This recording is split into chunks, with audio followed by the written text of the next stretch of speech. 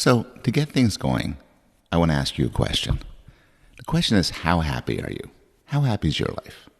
It's a very vague question, but try to answer it in your head. Put it on a scale from 1 to 10.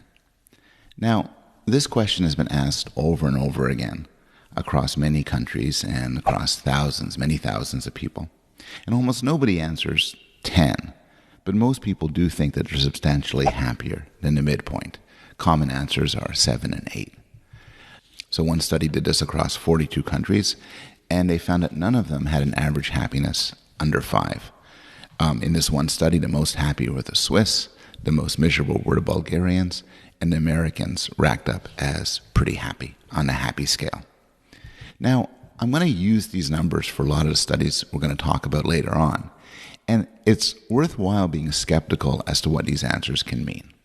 So I do think that your answer to the question has some real value. It predicts all sorts of aspects of your life. It seems to have real meaning, but at the same time, any single rating isn't perfectly reliable and could be swayed by small effects.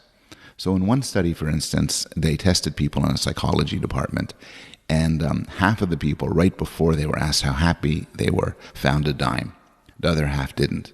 It turned out, when asked how good your whole life is, the people who found a dime were happier. In a similar result, people are more positive about their whole life when you ask them on sunny days. When it's a rainy day, people are less positive about their whole life, unless you remind them of the weather. Once they know about the weather, they can use this information to recalibrate, and then they're more accurate. So, what is happiness? Well, we have an evolutionary answer. Happiness, for an evolutionary psychologist, is a goal state that animals have evolved to pursue. When you're happy, that means your needs have been satisfied. So, for instance, hunger is unpleasant. If you're really hungry, you'll be miserable. But being full is pleasant. And so you're satiated and you're happy. And Steve Pinker sums this up quite nicely. He notes we are happier when we are healthy, well-fed, comfortable, safe, prosperous, knowledge, respected, non-celibate, and loved. And if you look in your life and you could tick off all of these things, then my bet is that you are pretty darn happy. But then Pinker notes himself that it's not quite that simple. And there's a couple of reasons why. There's a couple of facts that should shake your perception that happiness is a simple matter.